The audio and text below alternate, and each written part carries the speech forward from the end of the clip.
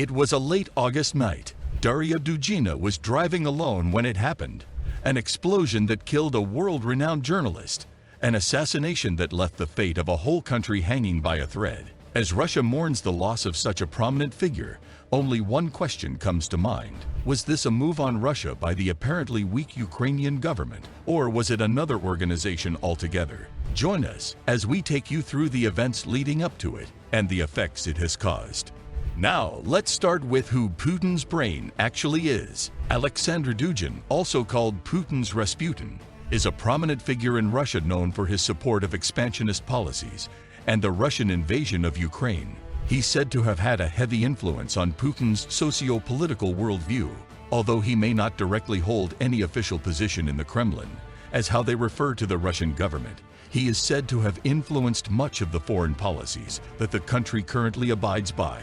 Dugin is also known to be the founder of the anti-European Eurasian movement. It is clear that he is supportive of the measures Russia has taken. Coming to the events at hand, Alexander Dugin's daughter, Darya Dugina, very much so shares her father's views and ideologies. It was made apparent that she was also supportive of the expansionist measures taken by the country. Although not as influential as her father was, she was most definitely a prominent political figure. Now, the incident took place on the 20th of August earlier this year. Dugina was driving to Moscow after attending the annual festival called Tradition for art lovers held at the Zakharovo estate. Dugina was driving in her Toyota Land Cruiser when, at around 9:45 p.m. local time, the explosion happened.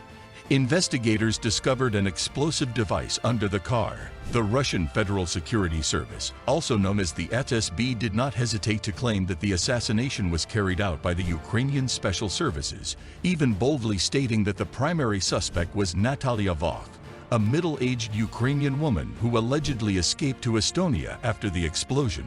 The FSB further claimed that the suspect had rented out a room, along with her 12-year-old daughter, in the same apartment as Dugina, supposedly studying her lifestyle and planning the murder. They also attended the same festival before she had been killed.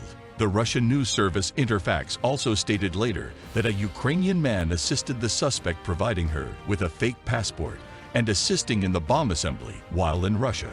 Needless to say, the Ukrainian government denied any sort of involvement. The Ukrainian presidential advisor Mikhailo Podolyak said, "We are not a criminal state like the Russian Federation, much less a terrorist one."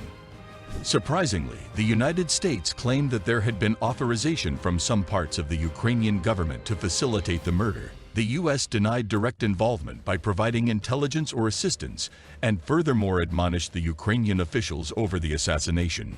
Even though we discussed who the perpetrator might be, we have yet to ask another question. Was she the intended target? Although Dugina was in the car alone, the festival was attended by both father and daughter. For reasons unrevealed, Dugin decided to change cars last minute, thus saving him from the explosion.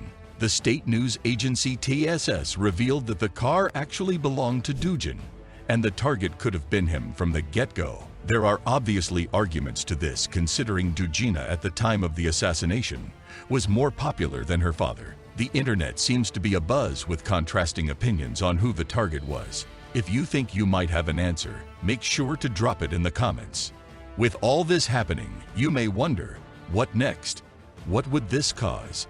At the end of the day, this terrorist act, if perceived by Russia as a Ukrainian atrocity, will definitely make the current war much bloodier and much more gruesome.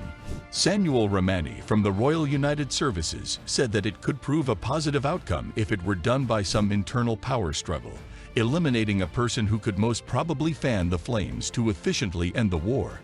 This murder, however, could also be used by Russia to double down on Ukraine and give it a definite purpose to levy aggression on this country that has already undergone enough.